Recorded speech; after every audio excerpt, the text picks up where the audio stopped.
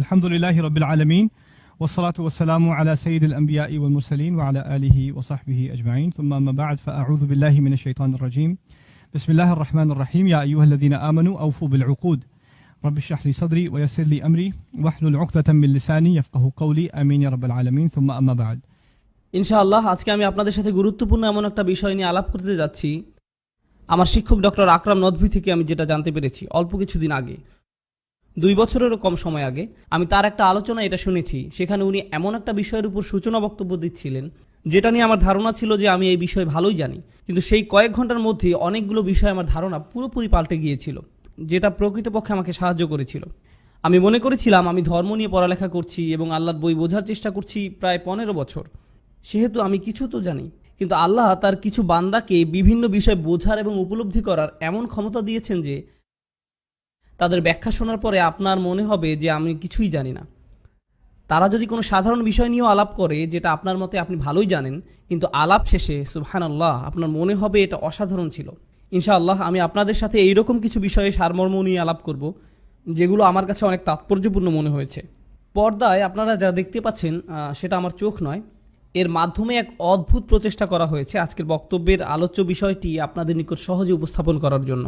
এখানে একদম ভিতরে একটা বৃত্ত, এর বাইরে আরও বড় আরও বড় আরও বড়, এই ছবিটা নিয়ে আমরা কথাও বলবো। মূলত আমাদের ধর্ম ইসলামের বৃহত্তর রূপটা এই ছবি দিয়ে বোঝার চেষ্টা করব। একদম কেন্দ্রে আমাদের ধর্মের মূল যেটা রয়েছে, মূলত আমাদের ধর্ম ইসলামের বৃহত্তর রূপটা এই ছবি দিয়ে বোঝার চেষ্টা করব। সেটাকে আমরা বলতে পারি আমাদের দ্বীনের উসুল, আমাদের ধর্মের নির্যাস তথা মূলনীতি, অর্থাৎ আমাদের ধর্মের অত্যাবশ্যকীয় নীতিমালাসমূহ। মোটের উপর আমাদের ধর্ম হচ্ছে একগুচ্ছ নীতিমালার সমাহার। এই একগুচ্ছ নীতিমালার সমাহার বিষয়টিকে আমরা এভাবে দেখতে পারি, এইসব নীতিমালা হচ্ছে সেটাই যা আল্লাহ একজন মানুষের কাছ থেকে চান। আল্লাহ একজন মানুষের কাছ থেকে কি চান, কি ধরনের গুণাবলী, কি ধরনের দৃষ্টিভঙ্গি, আবেগ, চিন্তা চেতনা, বিশ্বাস একজন মানুষের থাকা উচিত।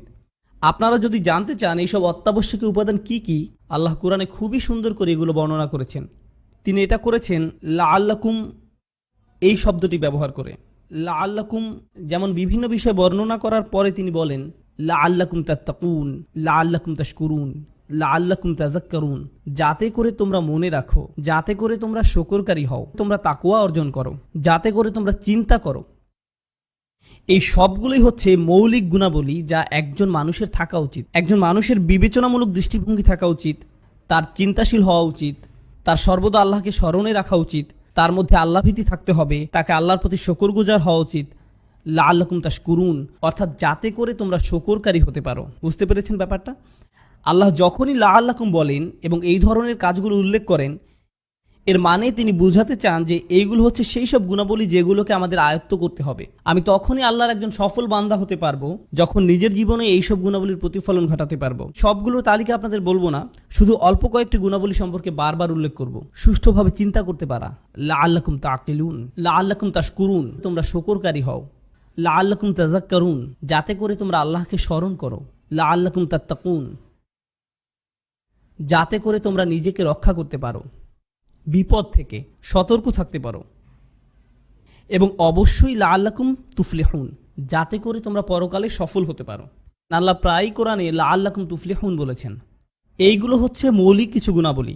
এসব ছাড়াও অর্থাৎ আল্লাহ মানুষের কাছে কি চান এই সম্পর্কে বর্ণনা করেছেন এই শব্দগুলোর মাধ্যমে। ইন্নাল্লাহা ইউহিব্বু অথবা ওয়াল্লাহু ইউহিব্বু, আল্লাহ মুত্তাকিনদের ভালোবাসেন, আল্লাহ মুহসিনিনদের ভালোবাসেন।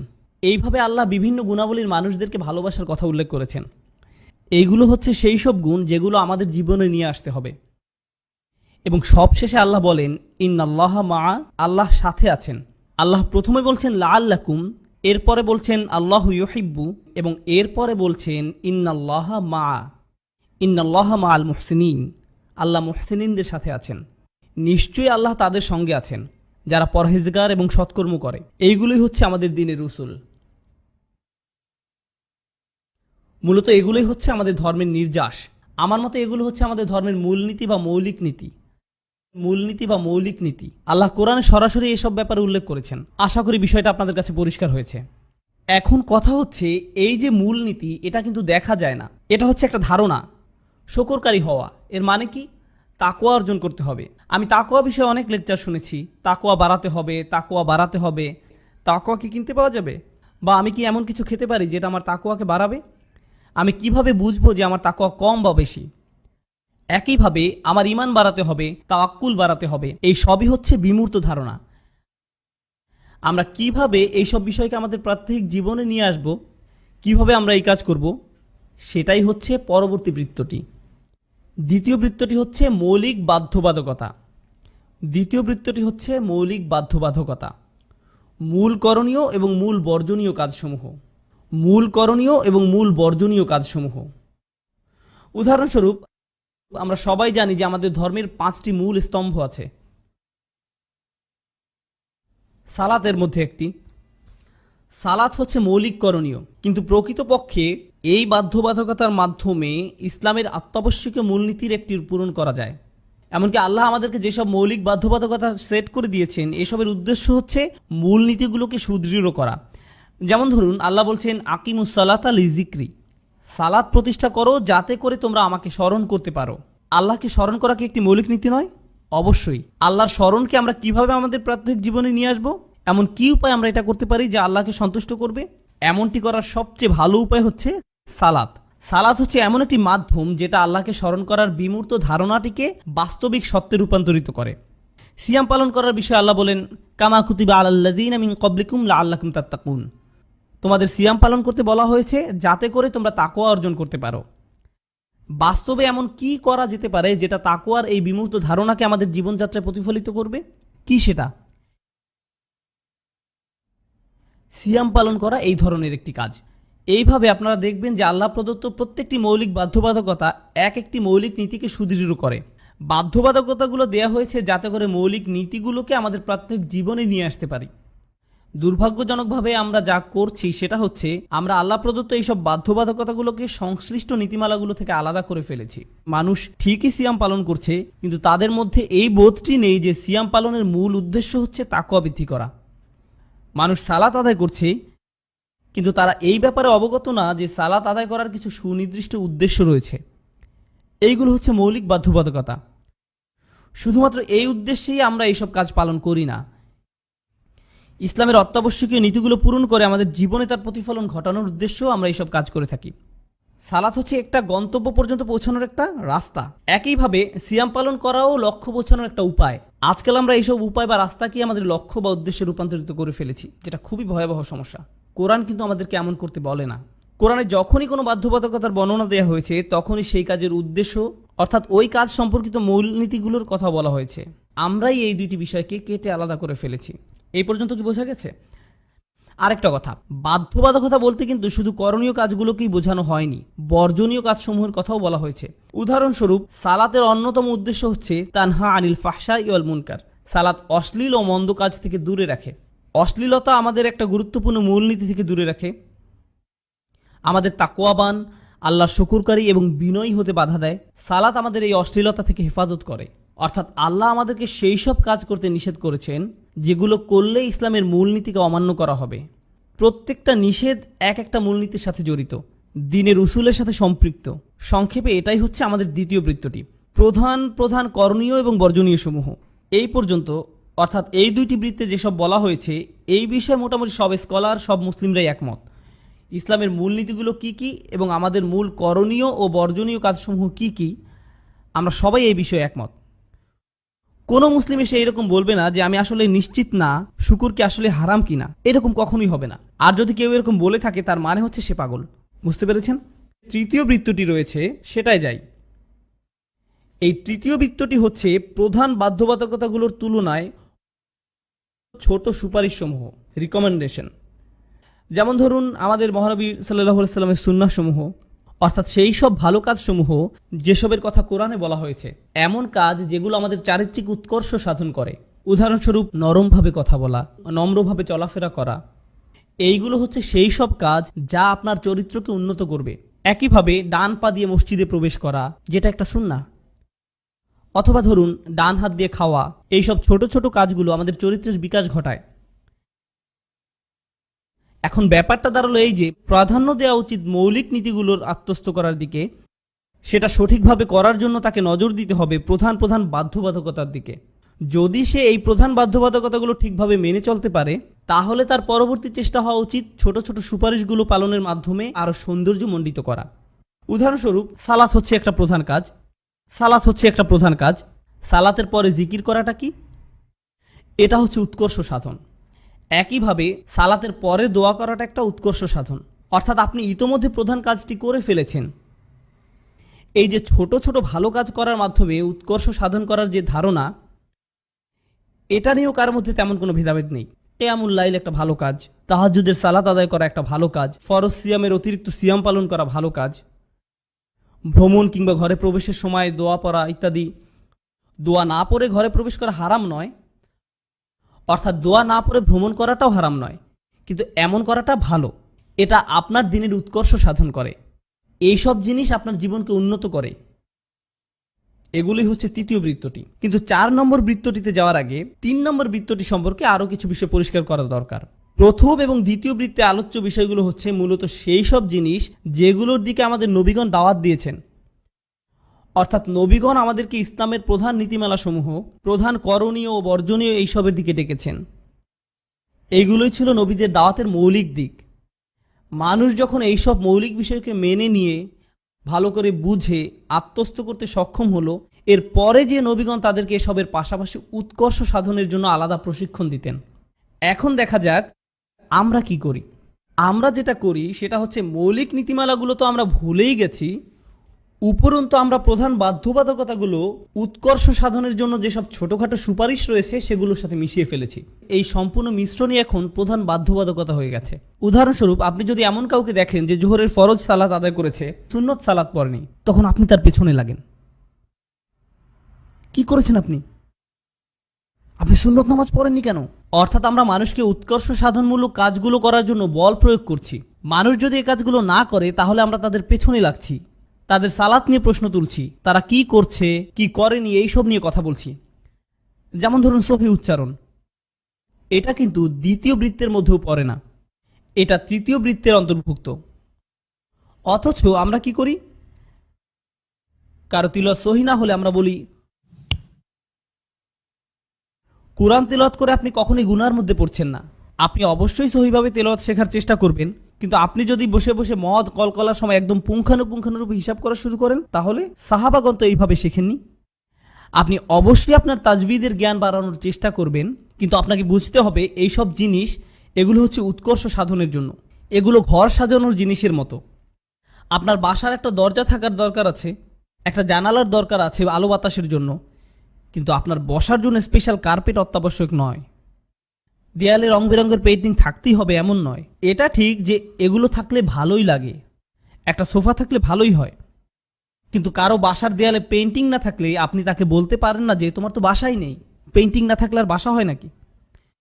আপনি এইরকম করতে পারেন না, কারণ অধিকাংশ মানুষই প্রধান বাধ্যবাধকতা এবং উৎকর্ষ সাধনমূলক কাজগুলোর মধ্যে পার্থক্য করেন না। যার ফলে আপনি যখন এইরকম বলেন, সমালোচনা করেন একটা নির্দিষ্ট বিষয়ে, তখন মানুষ গণহারে সব ক্ষেত্রেই এটাকে প্রযোজ্য মনে করে। আমি আপনাদেরকে এর একটা ভয়াবহ পরিণতির উদাহরণ দিচ্ছি। আমাদের মধ্যে এক ধরনের মানুষ আছেন যাদের মতে মোটামুটি সবকিছুই হারাম। সবকিছুই হারাম। কেউ ভিডিও গেমস খেলছে, তারা বলবে ভিডিও গেম কিন্তু হারাম। আপনি টিভি দেখছেন, এটা হারাম। রেডিও শুনছেন, এটা হারাম। হারাম, সবকিছুই হারাম। এখন ব্যাপারটা হচ্ছে, দ্বিতীয় বৃত্তে বর্ণিত কিছু প্রধান বর্জনীয় কাজ রয়েছে, যেমন মদ, জিনা, এগুলো খুবই খারাপ এবং এগুলো দ্বিতীয় বৃত্তের আওতায় পড়ে। আল্লাহ যেসবকে হারাম বলেছেন, আর এখন আপনি বলছেন ভিডিও গেম হারাম। এইরকম বলার মাধ্যমে আপনি আল্লাহ যেসব কাজকে হারাম বলেছেন আর আপনি নিজে যেসব কাজকে অপছন্দ করেন, এই উভয়কেই একই পাল্লায় মাপছেন। এর ফলে একজন যুবক ভাই বা বোন যে মুভি দেখে, হতে পারে সেটা অর্থহীন কোনো মুভি বা যে কোনো কিছু, যখন সে শুনবে মুভি দেখা হারাম, এটা হারাম, কিন্তু আমি তো সারাক্ষণই মুভি দেখি, এটা হারাম, তাহলে তো আমি বিপদে আছি। আর যেহেতু আমি প্রচুর মুভি দেখি, তাহলে তো আমি বিপদে আছি। আর বিপদে যখন আছি, অন্য হারামগুলোও তাহলে করি। দোজখে তো এমনিতেই যাওয়া লাগবে, তাহলে মৌজ মাস্তি পার্টি এসব করেই যাই। এখন দেখেন, এই যে আপনি মদ, রেডিও শোনা, ভিডিও গেম, এই সব কিছুকে এক কাতারে ফেলেছেন, একজন পাপীর মনের মধ্যেও এসব এখন একই পাল্লায় বিচার হচ্ছে। সে ভাববে ভিডিও গেম কোনো ব্যাপার না, মুভি দেখাও কোনো ব্যাপার না, আর জিনাও কোনো ঘটনা না, মদ নেশা সবই সমান। তার মানে আমরা তখনই সমাজে সমস্যা তৈরি করা শুরু করি যখন আমরা আল্লাহ কর্তৃক প্রদত্ত সুনির্দিষ্ট অগ্রাধিকার লিস্টকে ঠিক রাখছি না। মানুষ মনে করে আমরা যত বেশি জিনিসকে হারাম হিসাবে লিস্ট করব, এটা মানুষের জন্য ততই ভালো হবে, মানুষকে রক্ষা করবে। আমাদের মনে রাখা উচিত, নবীগণ মানুষকে আমাদের চেয়ে ভালোভাবে রক্ষা করেছেন।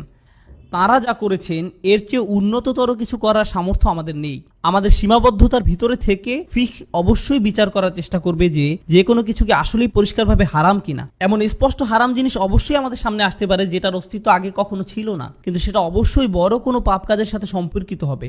আপনারা কি এতদূর বুঝতে পারলেন? এসব হচ্ছে উৎকর্ষ সাধনমূলক কাজকর্ম। এসব কাজকর্মের মধ্যে আছে অতিরিক্ত সুন্নত নামাজ পড়া, সোমবার ও বৃহস্পতিবার সিয়াম পালন করা, কবর জিয়ারত করা।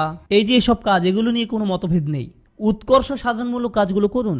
আপনি যদি মৌলিক বাধ্যবাধকতাগুলো পূরণ করার পরে আরও ভালো মুসলিম হতে চান তো খুবই ভালো। প্রতিদিন একটু একটু করে ভালো কিছু শিখুন, একটা ছোট দোয়া শিখুন প্রতিদিন। এই ধরনের সব কিছুই করা উচিত।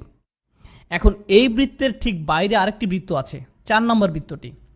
চতুর্থ বৃত্তটি হচ্ছে সেই সব বিষয় যেগুলো সম্পর্কে সাহাবীগণ একমত পোষণ করেছেন। আমরা এই বিষয়গুলো কোরআনে পাই না। এখানে একটা কথা বলে রাখা ভালো, সেসব কিন্তু সুন্নাতে স্পষ্টভাবেই বিদ্যমান। তার বাইরে এই যে 4 নম্বর বৃত্তের কথা বলা হচ্ছে, এগুলো হচ্ছে সেসব বিষয় যেগুলো নিয়ে সাহাবীগণ মতৈক্যে পৌঁছেছেন, কিন্তু বাস্তবে এমন বিষয় পাওয়া দুষ্কর যেটা নিয়ে সব সাহাবীগণ একমত হয়েছেন। ব্যাপারটা এত সহজ নয়। 3 ধরনের মতৈক্য রয়েছে। সাহাবীদের একমতের ধরনের উপর নির্ভর করে মূলত 3 ধরনের মতৈক্য রয়েছে। প্রথমটি হচ্ছে সাহাবীগণ কোনো একটা ঘটনা নিয়ে একমত।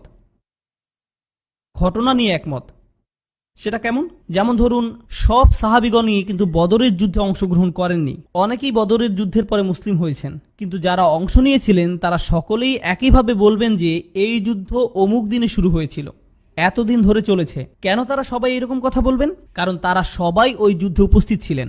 বুঝতে পেরেছেন? এ কারণেই তারা এই বিষয়ে একমত। দ্বিতীয় ধরনের ঐক্যমত হচ্ছে সাহাবীদের মধ্যে যারা সবচেয়ে জ্ঞানী ছিলেন তাদের মধ্যে ঐক্যমত। কিছু কিছু ক্ষেত্রে তারা সবাই একে অপরের সাথে একমত পোষণ করতেন। যেমন ধরুন, ইবনে আব্বাস রাদিয়াল্লাহু তাআলা আনহু, তিনি একজন জ্ঞানী সাহাবী ছিলেন। এমন অনেক সাহাবীও ছিলেন যারা এমনকি একটা সূরাও পারতেন না, তারা সদ্য মুসলিম ছিলেন। এখনকার সময় যারা ধর্মান্তরিত হয়ে নতুন মুসলিম হচ্ছেন তাদের মতো, কিন্তু তাদের ঐক্যমত এই দ্বিতীয় ধরনের ঐক্যমতের ভিতরে পড়ে না। এটা হচ্ছে সেই ধরনের ঐক্যমত যেখানে কোনো বিষয়ে সবচেয়ে জ্ঞানী সাহাবীগণ একমত হয়েছেন। তাহলে প্রথমটা কি ছিল? ওই ধরনের ঐক্যমত যেখানে সাহাবীগণ কোনো একটা ঘটনা নিয়ে একমত পোষণ করেছেন। দ্বিতীয়টা হচ্ছে সেই ঐক্যমত যেখানে সাহাবীদের মধ্যে যারা জ্ঞানী তারা কোনো বিষয়ে একমত হয়েছেন। তৃতীয়টি হচ্ছে সাহাবীদের মধ্যে যারা শাসক তাদের মধ্যকার ঐক্যমত। যেমন ধরুন, ওমর রাদিয়াল্লাহু তাআলা আনহু এবং তার উপদেষ্টা মণ্ডলী, তারা ঐক্যমত। সেটা হচ্ছে এই তৃতীয় ধরনের ঐক্যমত। এই হচ্ছে সাহাবীদের মধ্যকার 3 ধরনের ঐক্যমত, অর্থাৎ ঘটনা ভিত্তিক, জ্ঞানী সাহাবী ভিত্তিক এবং শাসন কার্যে নিয়োজিত সাহাবীদের ঐক্যমত ভিত্তিক। যখন শাসন কার্যের সাথে সম্পৃক্ত কোনো বিষয়ে সিদ্ধান্ত নেওয়ার প্রয়োজন পড়ত, ওমর রাদিয়াল্লাহু তাআলা আনহু নিশ্চয়ই হাজার হাজার সাহাবীর সাথে আলোচনা করতেন না। তিনি তার উপদেষ্টা মণ্ডলীর সাথে বসে সবাই মিলে একমত হয়ে একটা সিদ্ধান্ত নিতেন। তারপর সেই সিদ্ধান্তের ভিত্তিতে আইন প্রণয়ন করা হতো। ব্যাপারটা বোঝা গেল? এখন বর্তমান সময়ে এসে যেটা ঝামেলা হয়েছে সেটা হচ্ছে, কেউ একজন যখন এইভাবেই বলে যে সব সাহাবীরা এই বিষয়ে একমত, যে সব সাহাবীগণ একমত, দাঁড়ান, সব সাহাবীগণ একমত, এটা আপনি কোথায় পেলেন? কেন, এইভাবেই তো বর্ণনা আছে। কোথায় আছে? বই পুস্তকে আছে। কোন বই? যাও ভালোভাবে পড়ো। আপনি কোনোভাবেই এটা বলতে পারেন না যে সব সাহাবীগণ একমত ছিলেন। আপনি এটা করতে পারেন না। আপনার কথা সুনির্দিষ্ট দলিলপত্রের ভিত্তিতে হতে হবে, এমনিতেই বলে ফেললে হবে না। সবচেয়ে হাস্যকর যে কথাটি আমি এখন পর্যন্ত শুনেছি সেটা হচ্ছে সব ইসলামী বিশারদ এই বিষয়ে একমত। বলেন কি? ঠিক আছে, তাদের 10 জনের নাম বলেন। সবাই। আপনি যদি তাফসির পড়েন তাহলে এমন একটি বিষয় পাবেন না যে বিষয়ে সব স্কলার একমত হয়েছেন। এটা হাস্যকর কথা। আমি বিভিন্ন তাফসির পড়ি, কুরতুবী, তাবারি, জালালাইন, তাফসির ইবনে কাসির, ইবনে আশুর। একটা কথা যেটা প্রায়শই সব তাফসিরে লেখা থাকে সেটা হচ্ছে স্কলারগণ এই বিষয়ে একমত এবং এর ভিন্ন মত একদমই বিরল। অন্য আরেক মুফাসসির হয়তো এর উল্টোটি লিখেছেন যে এই ভিন্ন মতের বিষয়েই বরং স্কলারগণ একমত, আর প্রথম মতের পক্ষে যুক্তি বিরল। অর্থাৎ তাদের কাছেও এই একমত হওয়ার বিষয়টি আপেক্ষিক। এটা ঠিকভাবে বোঝার জন্য অনেক পড়াশোনা এবং গভীর জ্ঞানের প্রয়োজন। এমনও হয়েছে যে সাহাবীদের মধ্যে যিনি সবচেয়ে জ্ঞানী তিনিও একই বিষয়ে ভিন্ন ভিন্ন মত দিয়েছেন, দ্বিমত পোষণ করেছেন। দিনের কোথায় সর্বসম্মতভাবে ঐক্যমত আছে? কোন বিষয়ে কোনো প্রকার দ্বিমত নেই? কোন বিষয়ে কোনো প্রকার দ্বিমত নেই? প্রথম তিনটি বৃত্ত। প্রথম তিনটি বৃত্ত। যখন আমরা মানুষকে দ্বীনের পথে দাওয়াত দিই, নবী রাসূলদের পক্ষ থেকে আহ্বান জানাই, তখন আমরা মূলত কোন বিষয়ে কথা বলি? বৃত্ত নম্বর 1 এবং বৃত্ত নম্বর 2। যখন সেই মানুষগুলো আমাদের দলে চলে আসে, আমাদের পরিবারে অন্তর্ভুক্ত হয়ে যায়, আমাদের বন্ধু মহলের হয়ে যায়, প্রথম দুইটি বৃত্তের বিষয়গুলোকে ইতিমধ্যেই মেনে নেয়, তখন আমরা তাদের 3 নম্বর বৃত্তের দিকে আগ্রহী করার চেষ্টা করি। 4 নম্বর বৃত্তের বিষয়গুলো খুবই সুনির্দিষ্ট, এগুলো মূলত গবেষণা ও উচ্চশিক্ষার জন্য। তাই আপনি 4 নম্বর বৃত্ত দিয়ে ইসলাম প্রচার শুরু করে এটা বলতে পারেন না এটাই ইসলাম। আপনাকে শুরু করতে হবে মহানবী সাল্লাল্লাহু আলাইহি ওয়াসাল্লাম যেখান থেকে শুরু করেছেন সেখান থেকে। আপনাদেরকে 1 এবং 2 দিয়ে শুরু করতে হবে। এখন সকল সাহাবী কি এই সবগুলো বিষয়ে একমত হয়েছিলেন? না, তবে তারা সবাই 1 থেকে 3 বিষয়গুলোতে সহমত পোষণ করেছেন। আপনারা যদি এটাকে ইজমা বলতে চান, অর্থাৎ সকল সাহাবী যেসব বিষয়ে ঐক্যমত পোষণ করেছেন সেগুলো হচ্ছে 1, 2 এবং 3 নম্বর বৃত্তের বিষয়গুলো। এখন এই 4টি বৃত্তের বাইরে আরও একটি বৃত্ত আছে। এই বৃত্তের অন্তর্ভুক্ত হচ্ছে সেই সব বিষয় যেগুলো নিয়ে বর্তমান মুসলিম উম্মাহ একমত পোষণ করেন। এটাকে আপনারা ইজতিহাদ বলতে পারেন। একজন স্কলার নিজস্ব মতামত থাকে যেটা আমরা ফতোয়া বলি। স্কলাররা কিভাবে চিন্তা করেন? তারা জানেন যে 1, 2 বা 3 এগুলো হচ্ছে নিখুঁত। 4 নম্বর বৃত্তের বিষয়গুলোর ক্ষেত্রে, অর্থাৎ কেন তারা এই বিষয়ে একমত হয়েছিলেন অথবা দ্বিমত পোষণ করেছিলেন, এটা বোঝার জন্য অনেক পড়ালেখা এবং গবেষণার প্রয়োজন। এরপরে যখন 5 নম্বর বৃত্তটি আসে, যেখানে এমন কিছু প্রশ্ন আছে যেগুলো সম্পর্কে কোরআনে সরাসরি কোনো সমাধান দেওয়া হয়নি এবং হাদিসেও পরিষ্কারভাবে কিছু বলা হয়নি। এখন সমাধান পাওয়ার জন্য আমাকে আমার নিজের গবেষণা করতে হবে, দলিল প্রমাণাদি যা কিছু পাওয়া যায় খুঁজে বের করতে হবে। এরপর আমার সামর্থ্যের সর্বোচ্চ ব্যবহার করে এসবের ভিত্তিতে একটা সমাধানে আসতে হবে। তার মানে আমি এই সমস্যার একটা সমাধান বের করার চেষ্টা করছি। এটা মেনে নিয়ে যে আমার প্রাপ্ত উত্তরটি একেবারে নিখুঁত হবে না, কারণ একদম নিখুঁত সমাধান 1, 2 এবং 3 এই বৃত্তগুলোর মধ্যেই সীমাবদ্ধ। তাই আমার প্রাপ্ত উত্তরটি হচ্ছে আমার সীমাবদ্ধতার মধ্যে থেকে যতটুকু নিখুঁত হওয়া যায় ততটুকু। এটা এমন কোনো সমাধান নয় যেটা আমি অন্যের উপর চাপিয়ে দিতে পারি, কিন্তু আমি এমন করে বলতে পারবো না যে এটাই ইসলাম এবং তোমরা যদি এটা অনুসরণ না করো তাহলে ইসলাম থেকে বাইরে চলে যাবে। আমি এভাবে বলতে পারি না। আমি বলতে পারবো না যে আমার দেয়া ফতোয়া ইসলামের সাথে নিবিড়ভাবে সম্পর্কিত। বড়জোর আমি এরকম করে বলতে পারি যে আমার জ্ঞান অনুসারে যতদূর বুঝতে পেরেছি এইভাবে চিন্তা করতে পারি। এসব হচ্ছে সেই সব বিষয় যেগুলোর বিষয়ে কোরআন, হাদিস বা সাহাবাগণের পক্ষ থেকে কোনো স্পষ্ট সমাধান পাওয়া যায় না। একটা উদাহরণ দিচ্ছি। ডক্টর আকরাম নদভী আমাদেরকে এই বিষয়ে শিক্ষাদানকালে 100টি উদাহরণ দিয়েছিলেন। যদিও 2টি উদাহরণ শোনার পরে আমি অনেক আশ্চর্যান্বিত হয়েছিলাম, অথচ এরপরে তিনি আরও 98টা উদাহরণ দিয়েছিলেন। ব্যাপারটা ছিল অনেকটা 10 ঘন্টা ধরে সফট ড্রিঙ্ক পান করার মতো। যাই হোক, আমার সবচেয়ে পছন্দের উদাহরণগুলোর মধ্যে একটি খলিফা হারুন আর রশিদ। তিনি তখন রাষ্ট্রপ্রধান ছিলেন, আমিরুল মুমিনিন। সেই সময় আমিরুল মুমিনিনগণ সালাতের ইমামতি করতেন, বিশেষভাবে হজের সময়। এরকম এক সময় তিনি হজ পালন করতে গেলেন, আমিরুল মুমিনিন হিসাবে তিনি ইমামতি করবেন।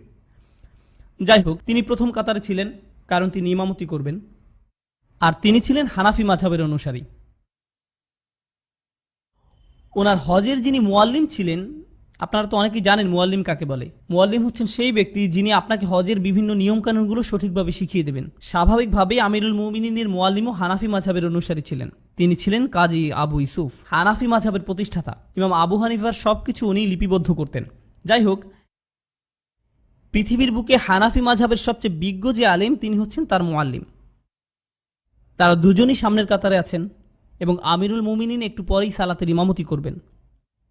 কিন্তু খলিফা হারুনুর রশিদ হিজামা করিয়েছেন। আপনারা জানেন নিশ্চয়ই হিজামা কি? হিজামা হচ্ছে এমন একটা চিকিৎসা পদ্ধতি যেটা কাপিংয়ের মাধ্যমে করা হয় এবং এর ফলে শরীর থেকে রক্ত বের হয়। এখন হানাফি মাযহাব অনুসারে শরীর থেকে রক্ত বের হলে অজু নষ্ট হবে। খলিফা হারুনুর রশিদ একজন বিচক্ষণ ব্যক্তি ছিলেন। তিনি জানতেন যে তিনি যদি ইমাম আবু ইউসুফকে এখন জিজ্ঞাসা করেন যে আমার অজু কি নষ্ট হয়েছে, তাহলে আবু ইউসুফ কি বলবেন? হ্যাঁ, আপনার অজু নষ্ট হয়ে গেছে। আর সেই ক্ষেত্রে তাকে প্রথম কাতার থেকে বের হয়ে সবগুলো কাতার পার হয়ে অজুখানায় যেয়ে অজু করতে হবে। এই পুরো প্রক্রিয়াটিতে যে সময় লাগবে তাতে করে আসরের ওয়াক্ত শেষ হয়ে মাগরিবের ওয়াক্ত চলে আসবে, কিন্তু তাকে তো তখনই সালাতের ইমামতি করতে হবে। এবং তিনি যদি আবু ইউসুফকে এই বিষয়ে জিজ্ঞাসা করেন তাহলে উনি বলবেন যে আপনার সালাত আদায় হবে না, কারণ অজু নেই। ঘটনাচক্রে ইমাম মালিকও প্রথম কাতারে ছিলেন। এমত অবস্থায় খলিফা উদ্দেশ্য প্রণোদিতভাবে ওনার নিজের মুয়াল্লিমকে এই বিষয়ে না জিজ্ঞেস করে ইমাম মালিককে জিজ্ঞেস করলেন, কারণ মালিকি মাযহাব অনুসারে রক্তপাত হলেও অজুভঙ্গ হয় না এবং খলিফা এটা জানতেন। তিনি ইমাম মালিককে জিজ্ঞেস করলেন, আচ্ছা, আমি যে কাপিং করালাম আমার কি অজু নষ্ট হয়েছে? ইমাম মালিক বললেন, না না, আপনার অজু ভঙ্গ হয়নি, আপনি ইমামতি করুন। ফলশ্রুতিতে খলিফা হারুন রশিদ ইমামতি করলেন হজের সময় সেই বিশাল জামাতের। কাজী আবু ইউসুফ, ইমাম মালিক দুজনই সেই জামাতে ওনার পেছনে ছিলেন। কাজী আবু ইউসুফ, ইমাম মালিক দুজনই সেই জামাতে ওনার পেছনে ছিলেন। আর কাজী আবু ইউসুফ ছিলেন সেই সময়ের সবচেয়ে বিখ্যাত স্কলারদের মধ্যে অন্যতম। তার সাথে অনেক শিক্ষার্থী ছিলেন যারা হজ করতে এসেছেন। সেই শিক্ষার্থীরা কিন্তু পেছনে ছিলেন, তারাও এই ঘটনা দেখতে পেলেন এবং নামাজ পড়ছিলেন। আর নামাজ শেষ হওয়ার সাথে সাথে তারা দৌড়ে কাজী ইউসুফের কাছে গেলেন এবং বললেন, আমরা কি আবার সালাত আদায় করব? আপনি কিভাবে ওনাকে কাবার সামনে ইমামতি করতে দিলেন অজু ছাড়া? তখন কাজী আবু ইউসুফ বললেন, যিনি কিনা হানাফি মাযহাবের অনুসারী, তার শিক্ষার্থীদের বললেন, যে পুনরায় সালাত আদায়ের দুঃসাহস দেখাবে সে খাওয়ারিজদের অন্তর্ভুক্ত, সে বা তারা এই দিনের অন্তর্ভুক্ত নয়। কেন তিনি এরকম বললেন? কারণ ফতোয়া নিয়ে তার চিন্তার প্রকৃতি কিছুটা ভিন্ন ছিল। ওনার চিন্তার প্রকৃতি এইরকম ছিল যে রক্তপাতের সাথে অজু নষ্ট হওয়ার বিষয়ে সুস্পষ্ট কিছু বলা হয়নি। এটি এমন একটি বিষয় যেটা নিয়ে গবেষণা করে তারপর সিদ্ধান্ত নিতে হবে। এখন আমাদের গবেষণা অনুসারে অজু নষ্ট হবে, আর ইমাম মালিকের গবেষণা অনুসারে অজু নষ্ট হবে না। এটা একান্তই আমাদের ব্যক্তিগত গবেষণার ফলাফল। কোরআনে এমন কোনো আয়াত নেই যেখানে বলা হয়েছে যে রক্তপাত হলে অজু নষ্ট হবে, এমন কোনো হাদিস নেই যেখানে বলা হয়েছে রক্তপাতের কারণে অজু নষ্ট হবে। তাই আমরা কেউ এই নিয়ে বিতর্ক করতে পারি না যে আমার প্রাপ্ত ফলাফলটি সঠিক, কারণ এটা একান্তই আমার সীমিত জ্ঞানের মাধ্যমে অর্জিত ব্যক্তিগত মতামত, যার ফলে আমি কিন্তু এটাও জানি না যে আমি সঠিক কিনা আর উনি ভুল কিনা। আর এটা নিয়ে তর্ক করতে গিয়ে আমি যে মূলনীতি জানি তা হচ্ছে ঐক্য হচ্ছে গুরুত্বপূর্ণ মূলনীতি। ইন্নামাল মুমিনুনা ইখওয়া ইউসিরুনা আলা আনফুসিহিম ওয়ালাউ কানা বিহিম খাসাসা। নিজের ফতোয়ার প্রতি অনড় থাকতে যে আমি এই মূলনীতিকে অমান্য করতে রাজি নই। এরকম ছিল তাদের চিন্তাভাবনা। এভাবেই ওনারা বিষয়গুলো নিয়ে ভাবতেন। আপনি যদি ফিকাহ নিয়ে পড়াশোনা করেন, আমি কিন্তু ফিকাহ শিক্ষার্থী নই, যদি হতামও সেটা কিন্তু আপনাদের বলতাম না।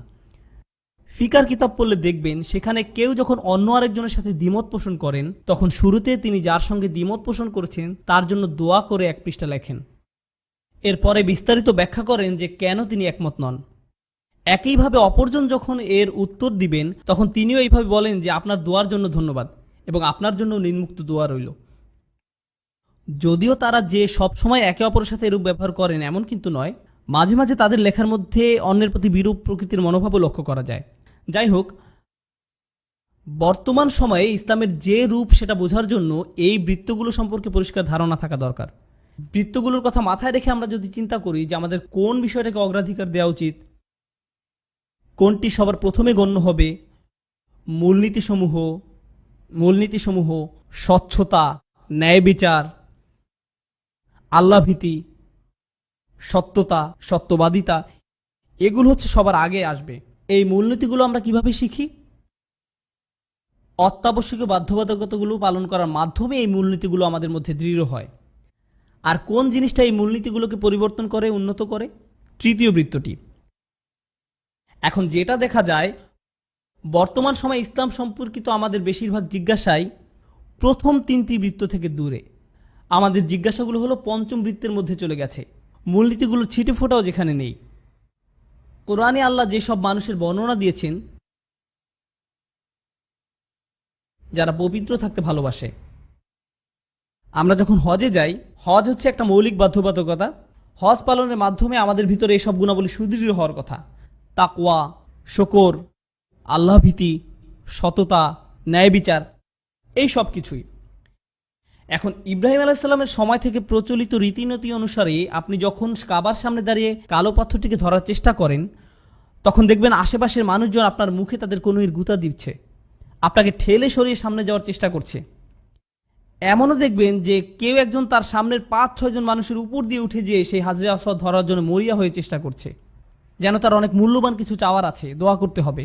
কিন্তু এরকম উতলা হয়ে যুদ্ধ করে হজরে আসওয়াদের কাছে পৌঁছানোর পরে একমাত্র যে দোয়াটি তার করা উচিত সেটা হচ্ছে, আমি এইমাত্র যেসব গুনাহ করে এই পর্যন্ত আসলাম তার জন্য আমাকে ক্ষমা করে দাও।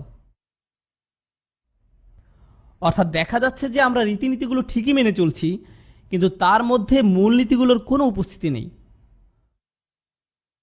মুজদালিফায় যখন আপনারা যাবেন, মুজদালিফা হচ্ছে পবিত্র স্থান, খুবই পবিত্র স্থান। এটা এমন এক জায়গা যেখানে আপনি সারা রাত আল্লাহর কাছে দোয়া করে কাটানোর কথা, আল্লাহর স্মরণে রাত পার করার কথা। কিন্তু সকালে আপনি যখন সেখান থেকে রওনা দিবেন, আপনি এমনকি 2 কদম সামনে যেতে পারবেন না। আপনি চিন্তায় পড়ে যাবেন, আপনি কি একটা পবিত্র জায়গায় আছেন নাকি একটা আস্তাকুরের মাঝখানে দাঁড়িয়ে আছেন। আপনি নিচে তাকিয়ে মাটি দেখতে পাবেন না, শুধু দেখবেন ডায়পার, পানির বোতল, কোকাকোলার বোতল, টিস্যু পেপার। আপনারা কেউ দেখেছেন? এবং আমি এসব দেখে কান্না করেছি। এমন কেন হয় আপনারা কি জানেন? মূলনীতির কোনো ধার ধারি না আমরা।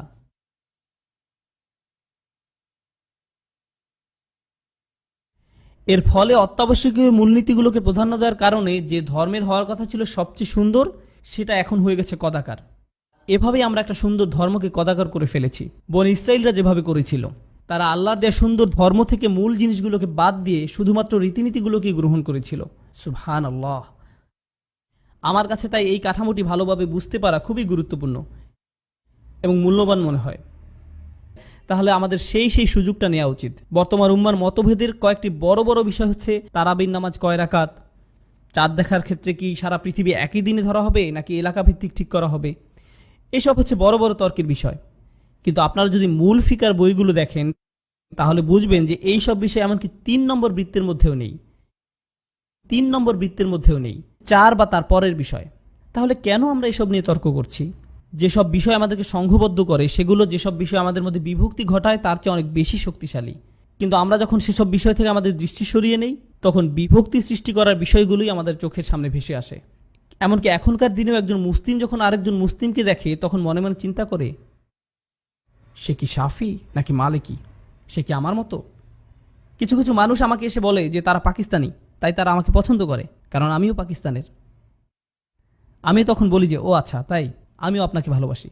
এরপরে তারা বলে আপনি তো হানাফি, তাই না? আমি বলি আমি হানাফি হলেও আপনাকে বলবো না। কেন বলবেন না? আমি আপনাকে বলতে চাই না, কারণ আপনার তো এটা নিয়ে চিন্তাই করা উচিত নয়। আপনার তো শুধুমাত্র এইটুকুই চিন্তা করা উচিত যে সে কি মুসলিম নাকি মুসলিম না, ব্যাস এইটুকুই যথেষ্ট। যাই হোক, এটি হচ্ছে তার সাথে আমার প্রথম ক্লাস, যেটা আমার কাছে খুবই লাভজনক মনে হয়েছে। আমি আপনাদেরকে এখন সেটাই বলবো যেটা উনি একদম শুরুতে বলেছিলেন, আর এটাই হবে আজকের আলাপের শেষ বিষয়। এটা আমার শোনার সবচেয়ে চমকপ্রদ বিষয়গুলোর মধ্যে অন্যতম। আল্লাহ মোট কতজন নবী রাসূল প্রেরণ করেছেন? 1,24,000। পৃথিবীতে সবচেয়ে গুরুত্বপূর্ণ হচ্ছেন কারা? নবী রাসূলগণ। এই বিষয়ে তো আমরা সবাই একমত। মানব জাতির জন্য সর্বোত্তম শিক্ষক কারা ছিলেন? এই 1,24,000 নবী রাসূলগণ হচ্ছেন সমগ্র মানব জাতির জন্য প্রেরিত সর্বোত্তম শিক্ষক। সবাই একমত? ঠিক আছে, তাদের নাম বলুন এবার। কি হলো? তারা সবচেয়ে গুরুত্বপূর্ণ ব্যক্তিবর্গ, আপনাদের তো তাদের নাম জানা উচিত ছিল। আল্লাহ তো তাদের সবার নাম বলেননি, আল্লাহ শুধুমাত্র 25 জনের নাম উল্লেখ করেছেন। তার মানে কি অল্প কয়েকজনের নাম বাদ পড়েছে? তারা ছিলেন ইসলামের সবচেয়ে বড় শিক্ষক, অথচ আমরা তাদের নাম পর্যন্তও জানি না। আল্লাহ আপনাকে জিজ্ঞেস করবেন না যে আবু হানিফা কে ছিলেন, কে ছিলেন ইমাম শাফি। অযথা চিন্তা বন্ধ করুন।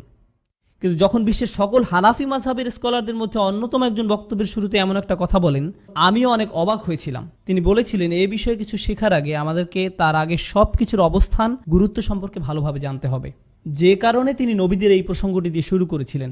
এখন এই বিষয়ে আমার শেষ মন্তব্য। এগুলো ছিল তার বক্তব্যের শুরুর কথা, যেগুলো আমি সবার শেষে বলেছি। এখন মুসলিমদের চিন্তা চেতনা কিভাবে কাজ করে সেটা নিয়ে আমার নিজস্ব মতামত বলবো। আমি এটা জানি, কারণ আমার মাথায় এরকমভাবে কাজ করত।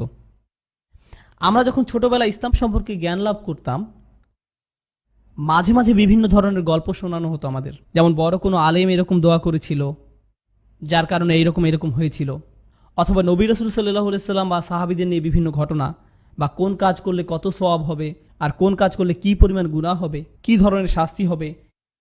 এসব জিনিসের কিছু এসেছে কোরআন থেকে, কিছু সুন্নাহ থেকে, আর কিছু বিষয় কোথা থেকে এসেছে সেটা কেউ জানে না। কিন্তু আমাদের মাথায় এসব কিছু একসাথে মিশে একটা সালাদ তৈরি হয়েছে। আর এই মিশ্রণটাকে আমরা ইসলাম হিসাবে মনে করি। এখন আমাদেরকে আলাদা করা উচিত ছিল না যে কোনটি আল্লাহর নির্দেশ, কোনটি নবীর শিক্ষা? এসব বিষয় অন্য বিষয়গুলোর সাথে না মিশিয়ে আলাদা করে রাখা কি উচিত ছিল না? এই বৃত্তগুলো আঁকার উদ্দেশ্য কি ছিল? উদ্দেশ্য এই যে যখন আপনারা ইসলাম নিয়ে চিন্তা করবেন, তখন প্রাথমিকভাবে প্রথম 3টি বৃত্ত নিয়ে ভাববেন। এর বাইরে অন্য কিছু যখন শুনবেন, তখন সেটাকে এই 3 বৃত্তের বাইরে অন্য যে বৃত্তগুলো আছে সেগুলোর মধ্যে থেকে সঠিক বৃত্তটি বেছে নিয়ে সেখানে বসিয়ে দিবেন। আর যদি কোনো কারণে 4 থেকে 6 নম্বর বৃত্তের কোনো কিছু নিয়ে আমাদের নিজেদের মধ্যে একমত না হই, তাহলেও কিছু যায় আসে না, সেটা আমাদের বিভক্ত করবে না। উম্মার ঐক্য হচ্ছে 1, 2, 3 নম্বর বৃত্তের মধ্যে। আমাদের সবার একই ফিকা থাকতে হবে এমন নয়, আমাদের সবাইকে বিতির সালাত একই নিয়মে পড়তে হবে এমন নয়, আমাদের সবার তারাবির নামাজের রাকাত সংখ্যা সমান হতে হবে এমনটাও নয়, সব বিষয়ে আমাদের ফতোয়া একই রকম হতে হবে না। এসব আমাদেরকে বিভক্ত করবে না। 2 ভিন্ন দিনে ঈদের সালাত আদায় করলে আমরা বিভক্ত হয়ে যাব না, কারণ আমরা আরও শক্তিশালী কিছু বিষয় দিয়ে ঐক্যবদ্ধ। কিন্তু যখনই আমরা এই সব কিছুকে একসাথে করে ফেলি, তখনই বিভক্তি শুরু হয়ে যায়। আল্লাহ সুবহানাহু ওয়া তাআলা আমাদেরকে কোন বিষয়গুলোকে প্রকৃত অর্থে অগ্রাধিকার বা প্রাধান্য দিতে হবে সেটা সঠিকভাবে বোঝার তৌফিক দান করুন। আমিন।